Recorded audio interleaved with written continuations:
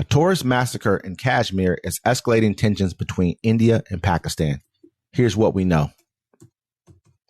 Relations between India and Pakistan are cratering following a deadly militant attack in Indian-administered Kashmir that has sparked a tit-for-tat reprisals and raised fears of another military escalation between the nuclear-armed rivals.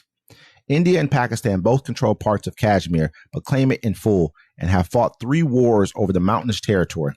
In 2019, Indian jets bombed targets inside Pakistan after a cross-border militant attack killed at least 40 Indian paramilitary personnel in its part of Kashmir. All but one of these 26 tourists massacre in the attack on Tuesday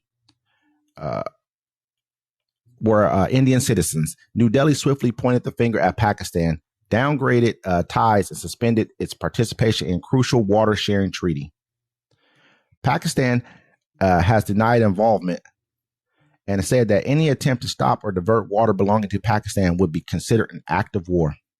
India's Prime Minister Narendra Modi on Thursday vowed to pursue the attackers to the ends of the earth, while the UN has called on the neighbors to exercise maximum restraint. Here's what you need to know. What happened in Pahalgam? Gunmen on Tuesday opened fire on sightseers in a popular travel destination in the mountainous destination of Pahalgam in Indian-administered Kashmir. At least 25 Indian citizens and 1 Nepali national were killed in the massacre, which unfolded in a valley only accessible by foot or on horseback. Eyewitnesses described scenes of horror as the gunmen approached, opened fire on tourists from close range. Some recall how the men among the group were singled out and shot at.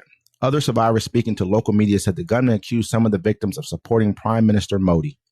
Modi's Hindu nationalist government revoked Muslim-majority Kashmir's constitutional autonomy in 2019, bringing it under direct control of New Delhi, sparking widespread protests.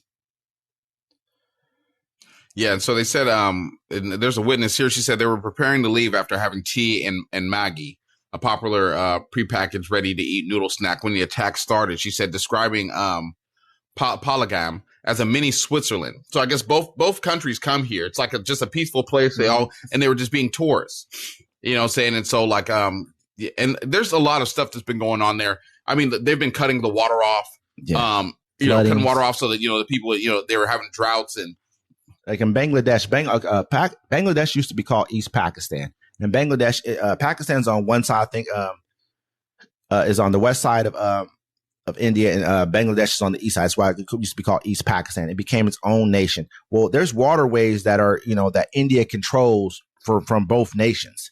And so what it does sometimes in Bangladesh, allegedly, this is what Bangladeshi people allege, that India will flood out their villages, flood out their, their farms, all kinds of stuff, just by letting water that would normally probably flood into India, let it flood out through some of the dams and things of that into their area. But they have other dams that they control that Pakistan and them have had agreements on, saying, hey, we need this water to be like the same thing you had talked about in Mexico and America. Hey, this water has to be released at this point in time, and this is how much you're supposed to release. And they just say, you know what, we're not going to abide by this treaty. Both of these countries were once controlled by Britain. Britain had control of both of it, from India and Pakistan. I think they're both gained their independence in 1947, but they fought for this region, this Kashmir region, for since then. And basically it's a region where both of them claim ownership, but neither of them are willing to cede and say this is yours or this is mine. Both of these two nations are nuclear nations. This is the worst part about it. This is what makes this so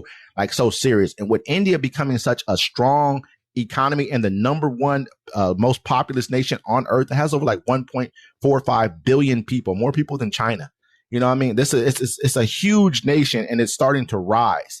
And this is a problem, because if it really wants a problem with Pakistan can give it a problem. It has nuclear weapons, but at the same time, it could be a really bad flashpoint for us to have to be involved in. We're going to end up having to pick a side in this. I'm not saying we have to involve ourselves, but you got to pick a side. I think we've been helping Pakistan out for a while too, as well, like supplying them with weapons and stuff like that. And they've come out and said, you know what? The United States has been helping. Trump came out with a whole, hey, we're backing India in this. We need to, this, that, and the third. But Pakistan comes out and says, hey, you guys have been helping us, giving us weapons and everything like that behind closed doors. What's going on? They've actually called us out on this.